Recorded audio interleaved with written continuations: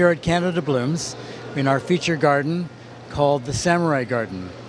And this garden is a result of inspiration from the movie The Last Samurai, whereby this is scenes from the movie where the samurai come for meditation and relaxation and to offer some balance of their warrior-like training.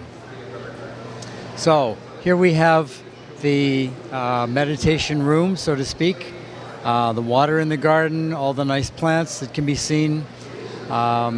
It's meant to be a very tranquil place so that the samurai can come and relax and have deep meditation.